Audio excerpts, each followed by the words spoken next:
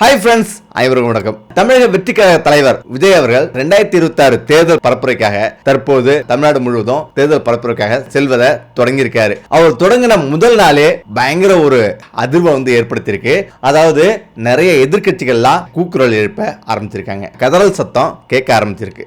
இதுக்கெல்லாம் என்ன காரணம்? இவங்க எல்லாம் நினைச்சது ஒண்ணு, ஆனா நடந்தது ஒண்ணா இப்ப மாறிட்டு இருக்கிறது தான், களமே தலைகீழ புரண்டுட்டு இருக்கிறது தான் இந்த கதறலுக்கு முக்கிய காரணம். சரி, அப்படி என்னதான் விஜய் செஞ்சிட்டாரு அப்படின்னு பாத்தீங்கன்னா, அங்கதான் விஷயமே இருக்கு. விஜய் முதல்ல கட்சி ஆரம்பிக்கும் போது அவர் யாருக்குமே அந்த அளவுக்கு பெருசா நினைக்கல. கண்டிப்பா நான் கூட அந்த அளவுக்கு நினைக்கல. ஏன்னா முதல்ல அப்படிதான் இருந்தது. அதுக்கு முக்கிய காரணம் என்னன்னா, நடிகர் விஜய் அவர்களுக்கு நிறைய ரசிகர்கள் இருக்காங்க. குடும்பத்துல பெண்கள் இருந்து ஆண்கள் வரலையும் எல்லோருமே நிறைய பேர் அவருக்கு தீவிரமான ரசிகர்கள் இருந்திருக்காங்க. முக்கியமா ஓட்டு கிடைக்கும். ஆனா ரசிகர்களோட ஓட்டு கண்டிப்பா கிடைக்கும். அதே நேரத்தில் ரசிகர்களுடைய அப்பா அம்மா இருக்காங்க, தங்கைகள் இருக்காங்க. இவங்களுடைய ஓட்டு எப்படி அவருக்கு போகும், எப்படி அவருக்கு கிடைக்கும் அப்படின்றதான் இங்க விஷயமே. இப்பதான் விஜய் அவருடைய மாநாட்டை தொடங்குறாரு. ஏன்னா அரசியல்ன்றது வேற, சினிமான்றது வேற. சினிமாவில் நம்ம எவ்வளவு நாளும் ரசிகர்களை கவர்ந்து இருக்கலாம். அதே நேரங்களில் அரசியல் எப்படிப்பட்ட ஆள் வந்தாலும் அங்க எதுவும் பண்ண முடியாது. உதாரணத்துக்கு நிறைய பேர் சொல்லலாம். அதுக்கு சிவாஜில இருந்து நம்ம தொடங்கி ஆந்திராவில் சிரஞ்சீவி அப்படின்னு நம்ம தமிழகத்திலே பார்த்தீங்கன்னா நிறைய நடிகர்கள் கட்சி தொடங்கியிருக்காங்க. சிவாஜி, விஜயகாந்த், டி ராஜேந்தர், சரத்குமார், மைய தலைவர், மக்கள் நீதி மையம், கமலஹாசன் இப்படின்னு பல பேர் தமிழகத்தில் கட்சி தொடங்கி காணாம போயிருக்காங்க. அதே நேரத்தில் விஜயும் அப்படிதான் காணாம போவார் அப்படின்னு எல்லாருமே எதிர்பார்த்தாங்க. அதுக்கு முக்கிய காரணம், அவருடைய தொடக்கத்தில் அவருக்கு பின்னால் இருந்த ஆளுங்க யாருமே சரியில்லாத மாதிரி இருந்தாங்க. லாட்ரி மார்டின் இது போன்ற பல பேர் பின்னாடி இருக்கிறது நிறைய பேருக்கு பிடிக்கல. ஆனாலும் இதெல்லாம் கொஞ்சம் கொஞ்சம் விஜய் சரி பண்ணிட்டே வந்தாரு. உதாரணத்துக்கு நம்ம மாநாட்டில் பார்த்தீங்கன்னா அவரை மையமா வச்சுதான் எல்லாமே பேசப்பட்டது. இவருடைய பேரு நிறைய அடிபட்டது, நிறைய கெட்ட பேரா மாறுறதுக்கு உண்டான விஷயங்களும் உருவாச்சு. அதுக்கு முக்கிய காரணம், விஜய் கட்சியில பேச்சாளர்கள் யாருமே இல்லைன்னு சொல்லலாம். ஏன்னா நிறைய பேர் இருந்திருக்காங்க. மற்ற கட்சிகள்லாம் பாத்தீங்கன்னா நிறைய பேர் பேசுறவங்களா இருப்பாங்க. ஆனா விஜய் கட்சியில அந்த மாதிரி இல்ல. பேச்சுன்னு பாத்தீங்கன்னா அது விஜய் மட்டும்தான். மற்ற யார் பேசினாலும் விஜய் கட்சியில எடுபடாது. விஜய் மட்டும்தான் பேசணும் அப்படின்றத அவர் நல்லா புரிஞ்சுக்கிட்டாரு. இதுக்கு முக்கிய காரணம், அதுக்கு முன்னாடி உள்ள தலைவர்கள், அதாவது ஜெயலலிதா, எம்ஜிஆர், இவங்க எல்லாம் பாத்தீங்கன்னா எங்களுக்காக ஓட்டு போடுங்க, அதாவது நான் இந்த களத்துல நிக்கிற மாதிரி அப்படின்னு எம்ஜிஆர் எல்லாம் சொல்லிட்டு போனாரு. அதே பாணியை இப்ப விஜய் ஃபாலோ பண்றாரு. இந்த ஒரு விஷயம் விஜய் தலைகீழ மாத்திருச்சுன்னு சொல்லலாம். அதாவது மிகப்பெரிய இடத்துல கொண்டு வச்சிருச்சு. அதுதான் முதல் மாநாட்டிலேயே ரொம்ப பரபரப்பா பேசப்பட்டது. இவ்வளவு மக்களா அப்படின்னு எல்லாருமே ஆச்சரியம் அடைஞ்சாங்க. ஆனா இப்ப எல்லாமே மாறிடுச்சு. எல்லாருமே ஒரு நிமிஷம் திகைச்சு போற அளவுக்கு விஜய் அவர்கள் அவருடைய வேலையை காட்ட ஆரம்பிச்சிட்டாரு. அவர் அவருடைய செயலையும் நிரூபிச்சிட்டாருன்னு சொல்லலாம். முதல் நாள்லயே, அதாவது முதல் 3 நாள் திருச்சி, அரியலூர், பெரம்பலூர் அப்படின்னு 3 நகரத்துக்கு பரப்புரை மேற்கொள்றதா இருந்தது. அதே நேரத்தில் திருச்சியில தொடங்கி அரியலூர் வந்தாரு. அரியலூர்ல முடிச்சுட்டு பெரம்பலூர் போற வழியிலேயே டைம் ஆயிடுச்சு. ஆனாலும் அவர் போக முடியல. அதுக்கு பிறகு பெரம்பலூருக்கு போக முடியல. பெரம்பலூர் மக்களை சந்திக்க முடியல. முக்கிய காரணம், டைம் இல்லாததும் இரவு 1 மணி ஆயிடுச்சு. இதுக்கு மேல மக்களை ரொம்ப கஷ்டப்படுத்த வேணான்ற நல்ல எண்ணத்துல தான். ஆனா அதே நேரத்தில் அங்க போக முடியாத அளவுக்கு 2 மைல் அளவுக்கு மக்கள் ஃபுல்லா ரோட்டே மறிச்சிட்டாங்க. இப்படி சூழல்ல நம்ம எதுவுமே பண்ண முடியாது அப்படின்னு அவர் நினைக்கிறாரு. சரி, இதுல என்ன நடந்தது அப்படின்னு பார்க்கலாம். எதுக்காக இவ்வளவு லேட் ஆச்சு அப்படின்னு பார்க்கலாம். முதல்ல விஜய் அவர்கள் சரியான பிளான் பண்ணி இப்ப இறங்கியிருக்காரு. அதுக்கு ஒருத்தர் கட்சி ஆரம்பிக்கிறது முக்கியம் இல்ல, அதை எப்படி கொண்டு போறதுன்றது தான் முக்கியம். இதுல நீங்க இன்னொரு விஷயம் நல்லா புரிஞ்சுக்கலாம். அவர் நடிக்கும் போது நிறைய விஷயத்தை நல்லா புரிஞ்சுக்கலாம். எம்ஜிஆர் பாணி எப்படியோ அதே தான் இவர் ஃபாலோ பண்ணிருக்காரு. எம்ஜிஆர் எப்படி ஆரம்பத்தில் இறங்கி அவர் காதல் படங்கள் நடிச்சு அதுக்கப்புறம் ஆக்ஷன் இறங்கி அது எவ்வளவு அடி வாங்கினாலும் அதை மீண்டும் மீண்டும் எழுந்திருச்சு மக்களை கவர்ற அளவுக்கு காமெடிகளும் ஆக்ஷன் கலந்து கொடுத்தவர் தான் எம்ஜிஆர். மக்கள் மனதை வென்றாரு. அதே பாணியை இப்ப விஜயம் கையில் எடுத்தாரு. அதே போல சினிமாவில் 100% அவர் எப்படி பயணத்தை கடக்கணும் அப்படின்றத நல்லா அறிஞ்சிட்டாரு. அதாவது ஒரு தோல்வி இருந்ததுன்னா உடனடியாக வெற்றி கொடுக்கணும். அது வெற்றினா எந்த மாதிரி வெற்றி கூட வந்திருக்கலாம். அதாவது ஒரு தோல்வி ஏற்படும் போது அடுத்த வெற்றி கண்டிப்பா இருக்கணும் அப்படின்றதுக்காக நிறைய படம் ரீமேக் படம் இறங்குச்சு. ரீமேக் படம்னா மலையாளத்தில் ஃப்ரெண்ட்ஸ், அதே போல தெலுங்கு, இப்படின்னு நிறைய படம் இறங்குச்சு. அதையும் கலந்து விட்டாரு. ஆனா ஒரு படம் விட்டாலும் ஒரு படம் அடிச்சு தூக்கிட்டு வந்தது. கடைசியில அவர் நினைச்சு பார்க்க முடியாத அளவுக்கு விஜய் ஹையா தமிழ்நாட்டிலே நம்பர் 1 இடத்துக்கு வந்தாரு. ஆனா இந்த இடத்த அப்படியே தக்க வச்சிருப்பாங்க மற்ற நடிகராக இருந்தா. ஆனா விஜய்க்கு அரசியல் ஒரு ஈர்ப்பு அப்பையிலிருந்து வந்திருக்கு. அதனாலதான் அவரு தலைவாவுக்கு முன்னாடி அவர் அரசியல் கலந்த சில விஷயங்கள் சொல்லிட்டே இருப்பாரு. அதே போல சினிமாவிலையும் அரசியல் கலந்த விஷயங்களையும் சொல்லிட்டு இருப்பாரு. இப்படி பல விதங்கள்ல சினிமாவில் கொஞ்சம் கொஞ்சமா அரசியலை பத்தி பேச ஆரம்பிச்சாரு. இது பல தலைவர்களுக்கு தெரிஞ்சிச்சு. அதாவது ஜெயலலிதா, கலைஞர் அப்படின்னு இவருடைய படத்துக்கும் சில எதிர்ப்புகள்லாம் கிளம்பி அந்த எதிர்ப்புலாம் முறியடிச்சுட்டு வந்தாரு. இப்ப இதற்கிடையே இவங்கெல்லாம் என்ன தெரியும், இவெல்லாம் அரசியல் பேச முடியுமா, அரசியல் வர முடியுமா, அவன் அரசியல் 10 வருஷம், 20 வருஷம், 40 வருஷம், 50 வருஷம் இருந்து அனுபவிச்சு அதுக்கு முடிஞ்ச பிறகுதான் அரசியலுக்கே வரான். ஆனா விஜய்க்கு என்னதான் தெரியும்? விஜய்க்கு எதுவுமே தெரியாது. விஜய் இப்ப வந்தாலு அவனுக்கு எதுவுமே தெரியாது. அவன் எந்த கொள்கையும் இல்லாதவன், கொள்கை பிறப்பு இல்லாதவன் அப்படின்னு பல விதமா பேசுறாங்க. அது உண்மை கிடையாது. ஏன்னா விஜய் ஆரம்பத்திலிருந்து அரசியலை கவனிக்கக்கூடியவர். அவர் சினிமாவுக்கு முன்னாடியே அவங்களுடைய அப்பா டைரக்ஷன்ல இருக்கும் போதே பல விதங்களை கலைஞரோட குடும்பத்துல பல விதமா சந்திச்சிருக்காங்க. அரசியல் எப்படி நடக்குது அப்படின்றத அவர் தொலைதூர பார்வையிலே அவர் பார்த்துட்டே இருந்திருக்காரு. பார்த்துட்டு இருக்கும் போதுதான் கொஞ்சம் கொஞ்சமா சினிமாவிலேயே அவர் அரசியலை பத்தி பேச ஆரம்பிக்கிறாரு. இந்த அரசியல் ஆசை நடிகர்களுக்கு இருக்கலாம். ஆனா ஒரு நடிகரா இருக்கிறது முக்கியம் இல்ல, அதுல வெண்டு கட்டுறது முக்கியம் தான் ஆரம்பத்திலிருந்து ஒரு முயற்சி பண்ணாரு. அதே போல நடிக்கிறதுல நம்பர் 1 வந்தாரு. ஒரு விஷயம் அரசியல் வரக்கூடாது, அப்படி வந்துட்டா 100% அரசியல் ஜெயிச்சு ஆகணும் அப்படின்ற ஒரு முடிவு விஜய் இருந்திருக்கு. அந்த ஒரு விஷயம் தான் அவர் நிதானத்துக்கு உள்ளாகிச்சு. முக்கியமா பார்த்தீங்கன்னா அவருடைய அப்பா எஸ் சந்திரசேகர் என்ன பண்ணாருன்னா, அவர் நான் அரசியலுக்கு சீக்கிரம் வரணும் அப்படின்னு குதிச்சாரு. ஆனா விஜய் அப்படிலாம் கிடையாது, அரசியலுக்கு வரதுக்கு நேரம் இருக்கு அப்படின்ட்டு கொஞ்சம் கொஞ்சமா காத்திருந்தாரு. ஜெயலலிதா இறந்த பிறகு அரசியல் என்னதான் நடக்குது அப்படின்றத கூர்மையா கவனிக்க ஆரம்பிச்சாரு விஜய்.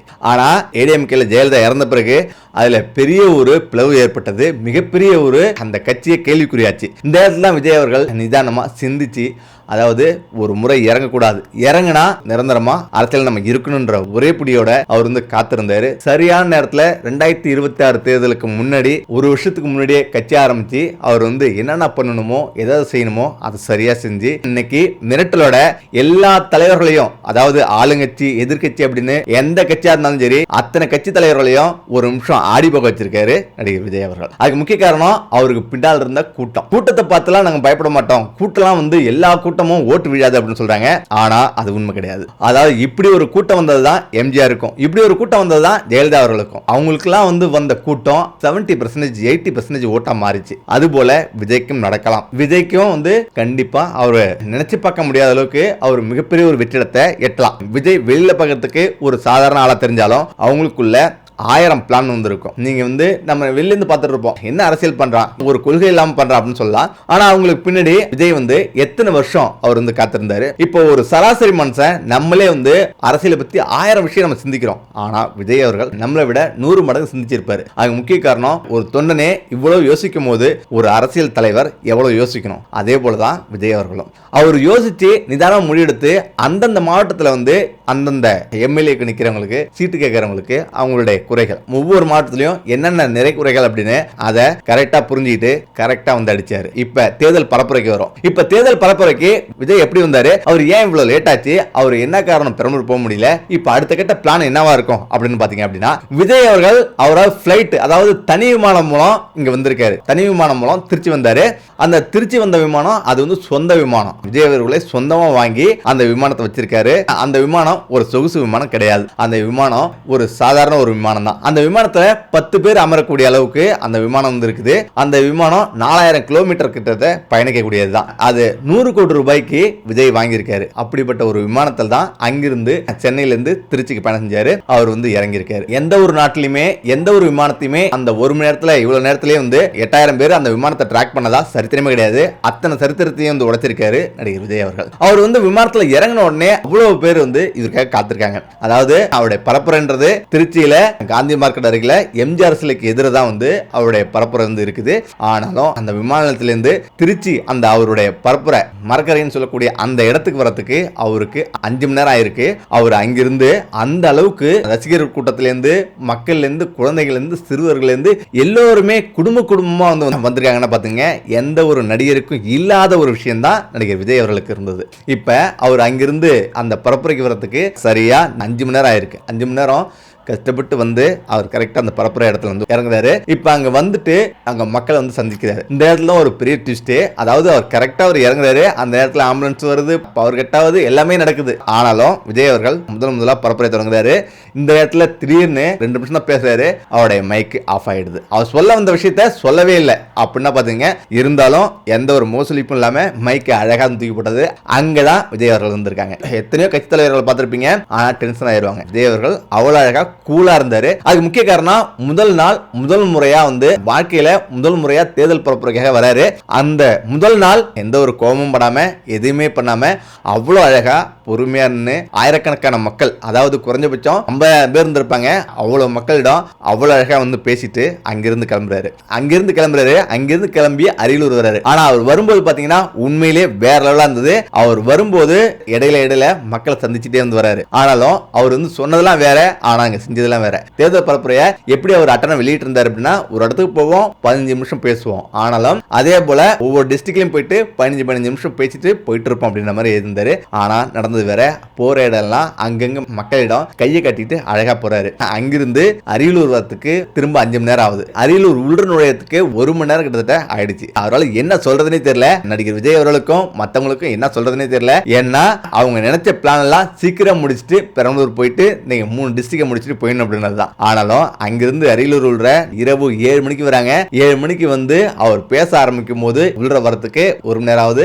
8:30 மணிக்கு அவர் பேசுறாரு. 8:30 மணிக்கு பேசுறாரு. ஒரே கரகோஷம். ஆனா அவர் பேச ஆரம்பிச்ச ஒவ்வொரு வார்த்தையும் கணீர் இருந்தது. இதை வந்து யாருமே எதிர்பார்க்க மாட்டாங்க. அதாவது ஒரு டிஸ்ட்ரிக்ட்ல வந்து என்னென்ன நிறைகுறை இருந்திருக்கு, அதே போல பொதுவா என்னென்ன நிறைகுறை இருக்கு, அத்தனை விஷயங்களையும் பளிச்சுன்னு கேட்டாரு. இது எல்லாமே எம்ஜிஆர் ஜெயலலிதா பாணியில அவ்வளவு அழகா கேட்டாரு. ஜெயலலிதா பாணியில செய்தார்களா அப்படின்னு கேட்டு பண்றது. அதாவது ஒரு விஷயத்தை வந்து நம்ம வெறுமனே பேசுறது வேற, ஒரு விஷயத்தை மக்களிடம் இதை செஞ்சாங்களா நீங்களே உங்க வாயால சொல்லுங்க அப்படின்ற மாதிரி அவர் வந்து கேட்டு வாங்குறாரு. அப்ப கேட்கும்போது மக்கள் இல்லைன்னு சொல்றாங்க.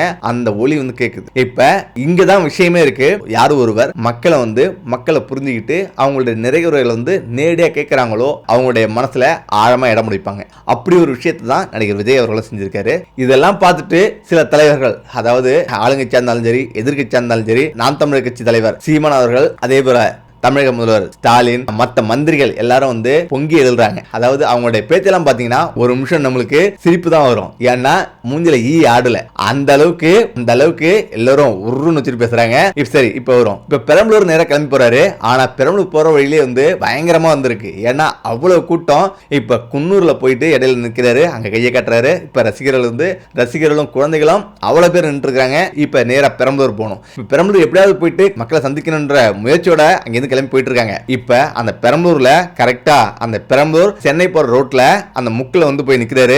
அங்கதான் வந்து பெரிய ஒரு விஷயமே நடக்குது. என்னன்னா இரவு 11 மணி 12 மணி ஆகுது. அந்த நேரத்துல அங்க 2 கிலோமீட்டர் கிட்டத்தட்ட மக்கள், அதாவது அவரோட பரப்புரை மேற்கொள்றாருல அந்த இடத்துக்கு முன்னாடி 2 கிலோமீட்டர் கிட்டத்தட்ட வந்து மக்கள் நின்றுட்டு இருக்காங்க. விஜயால என்ன பண்றதுன்னே தெரியல, என்ன பேசுறதுன்னு தெரியல. இப்ப உடனே என்ன பண்றதுன்னா அவர் வந்து ரொம்ப வருத்தம் தெரிவிக்கிறார். மக்களுடைய கஷ்டத்தை புரிஞ்சுக்கிறாரு. இரவு நேரத்துல நம்ம போனோம்னா மக்களுக்கும் கஷ்டம். அவங்க இதுக்கு மேல வந்து இரவு தூங்கி 3 மணிக்கு வீட்டுக்கு போயிட்டு ரொம்ப கஷ்டப்படுவாங்க அப்படின்ற ஒரே காரணத்தால சரி ஓகே இதுக்கு மேல இருந்து புறப்படும். ரெண்டாவது அந்த 2 கிலோமீட்டர் இவங்க உள்ளே போக முடியாதுன்னா பாத்துங்க, அந்த அளவு கூட்ட நெரிசல். இரவு 1 மணிக்கு எந்த தலைவர்களுக்கு இவ்வளவு பேர் இருப்பாங்கன்னு தெரியல. அதாவது இதெல்லாம் இருந்தது எப்பன்னா 1980 காலகட்டத்தில். அந்த 80 காலகட்டங்கள்ல எம்ஜிஆர் ஜெயலலிதா முக்கிய தலைவர்கள்லாம் வரும்போதெல்லாம் இவ்வளவு கூட்டம் வந்து இருக்குது. அந்த கூட்டத்தை அப்படியே பார்க்க முடியுது. இப்ப எம்ஜிஆர் வரும்போது இந்த அளவுக்கு கூட்டம்லாம் வரும். அந்த கூட்டங்களை அப்படியே பார்க்க முடியுது டிவிகே தலைவர் விஜய் அவர்கள். இதுக்கு மேல இப்படியே போயிடலாம் அப்படின்ட்டு பெரம்பலூர்ல இருந்து சென்னை கிளம்புறாரு. இப்ப அங்கதான் விஷயமே இருக்கு. அந்த மக்கள் எல்லாமே ரொம்ப வருந்தி அவங்க வந்து வீட்டுக்கு போயிடுறாங்க. அந்த மக்கள் எல்லாருமே காசுக்காக வர மக்கள் கிடையாது. எல்லா மக்களுமே அன்புக்காக வரக்கூடிய மிகப்பெரிய மாற்றம் ஏற்படணும்ன்ற ஒரு அன்புக்காக வரக்கூடிய கூட்டம் தான். அவ்வளவு கூட்டமும் விஜய் அவர்களுக்காக வந்த கூட்டம் தான். அதாவது நீங்க சொல்லலாம் இது வந்து ரசிகர் கூட்டம், இது வந்து கொள்கை இல்லாத கூட்டம். ஆனா அப்படி கிடையாது. மிகப்பெரிய மாற்றம் வேணும் அப்படின்னு தமிழக மக்கள் விரும்புறாங்க. அந்த மாற்றத்துக்காக தான் இவ்வளவு மக்கள் திரண்டு வந்திருக்காங்க. அதுக்கு ஒரு தலைவர், நல்ல ஒரு தலைவர் வேணும் அப்படின்னு மக்கள் விரும்புறாங்க. எவ்வளவு பேர் வந்தாங்க, ஆனா நிக்க முடியல. இதுக்கெல்லாம் வந்து யாராவது ஒருத்தவங்க வருவாங்களா வரமாட்டாங்களா அப்படின்னு எல்லாம் ஏங்கிட்டு இருக்கிற நேரத்தில் தான் நடிகர் விஜய் அவர்கள் வராங்க. நிறைய பேர் வரலாம். இப்ப நடிகர் கமலஹாசன் வந்தாரு. அதுக்கு முன்னாடி வந்து எத்தனையோ பேர் வந்து வந்திருக்காங்க. விஜயகாந்த் அவர்கள் வந்தாரு. விஜயகாந்த் அவர்கள் வந்துட்டு மிகப்பெரிய மாற்றத்தை ஏற்படுத்துவார் அப்படின்னு நினைச்சிட்டு இருந்தாங்க.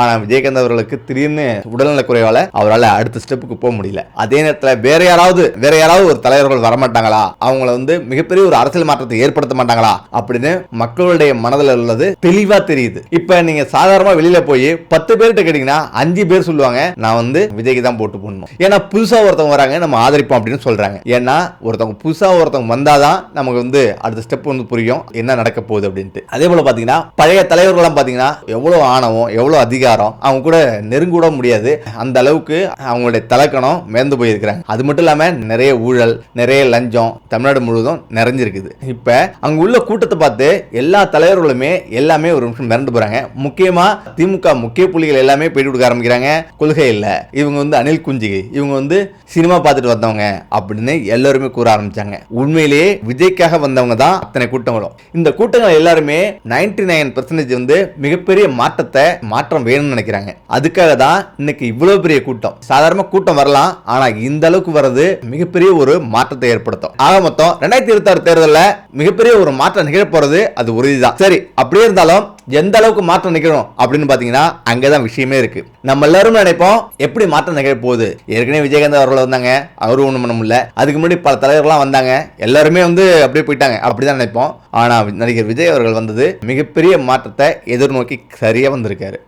ஒரு விஷயம் சொல்லணும், அதாவது வெற்றிடம் சொன்னது 100% உண்மை. அதாவது ஒரு பக்கம் வந்து ஸ்டாலின் அவர்கள் வந்திருக்காங்க திமுகவில், அதே நேரத்தில் அதிமுகவில் மிகப்பெரிய ஒரு ஓட்ட உடச்சல்லாம் இருக்கு, மிகப்பெரிய ஒரு வெற்றிடம் தங்கியிருக்கு. புரட்சி தலைவர் எம்ஜிஆர் அவர்களால் துவங்கப்பட்ட அதிமுக இன்னைக்கு படுற பாடம் எல்லாருமே தெரியும். செங்கோட்டையன் ஒரு பக்கம், ஓபிஎஸ் ஒரு பக்கம், தினகரன் ஒரு பக்கம், சசிகலா ஒரு பக்கம் அப்படின்னு ஆளாளுக்கு நாதான் தலைவர்கள், ஆளாளுக்கு வந்து எனக்கு இவ்வளவு ஓட்டு இருக்கு உனக்கு இவ்வளவு ஓட்டு இருக்கு அப்படின்னு பிச்சுட்டு போறாங்க. இதுல இபிஎஸ் எடப்பாடி பழனிசாமி அவர்கள் வந்து எனக்கு தான் கட்சி அப்படின்னு ஒரே பிடிப்புல வந்திருக்காரு. இப்ப இதெல்லாம் யாருக்கு நல்லது அப்படின்னு நினைக்கிறீங்க? கண்டிப்பா தவேக தலைவர் நடிகர் விஜய் அவர்களுக்கு தான் இது வந்து வெற்றி அமையும். ஏன்னா எந்த அளவுக்கு அங்க பிரிஞ்சிட்டே போயிட்டு இருக்காங்களோ அந்த அளவுக்கு எல்லாருமே இங்க தான் வருவாங்க. ஒரு சராசரி அதிமுக காரங்கள்ட்ட கேளுங்க, அவங்க மண்டை பிச்சுட்டு போயிட்டு இருப்பாங்க. ஒரு ஊர்ல சாதாரணமா வந்து ஒரு 200 பேர் இருக்காங்கன்னா அதுல வந்து பாதி பேரு அந்த அதிமுக ஏற்கனவே இருக்கு பாத்தீங்களா, அந்த அதிமுகவுக்கும் அமமுகவுக்கும் சில கட்சிகளா வந்து பிரிஞ்சிருப்பாங்க. அதுக்கு முக்கிய காரணம் ஒரு நிலையான தலைமை இல்லாததான்.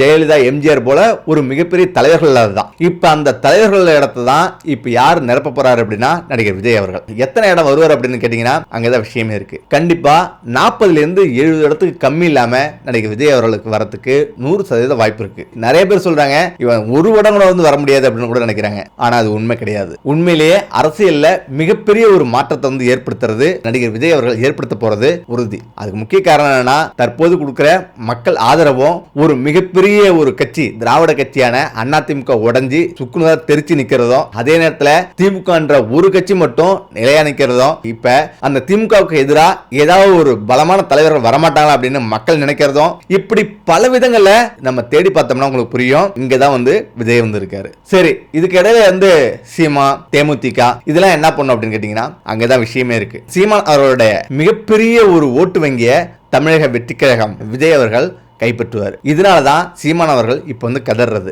ஏன்னா நாம் தமிழர் கட்சி கஷ்டப்பட்டு 20-30 வருஷமா வந்தது, ஆனாலும் அது கடைசியில வந்து 8% ஓட்டு வந்து வாங்கி மிகப்பெரிய ஒரு எதிர்காலத்தை நோக்கி நகர்ந்தது.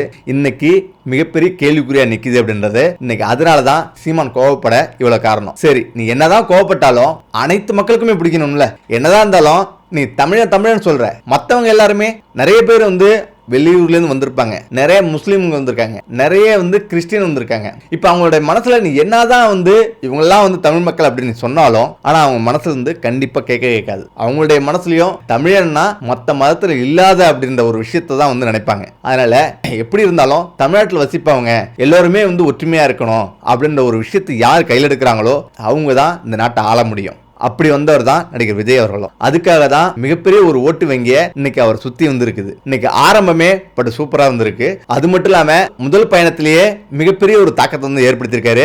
அடுத்த ஒரு 4 மாசத்திலேயே இவருடைய முழு பலத்தையும் நம்ம பார்க்கலாம். ஆனாலும் எல்லாருமே நினைக்கலாம் இவர் வந்து வரவே முடியாது, அதாவது ஒரு இடம் கூட வர முடியாது அப்படின்னு சொல்லலாம். ஆனாலும் நடிகர் விஜய் அவர்கள் 40 to 70 வரத்துக்கு 99% வந்து வாய்ப்பு இருக்கு. அதுக்கு முக்கிய காரணம் அதிமுக தான்.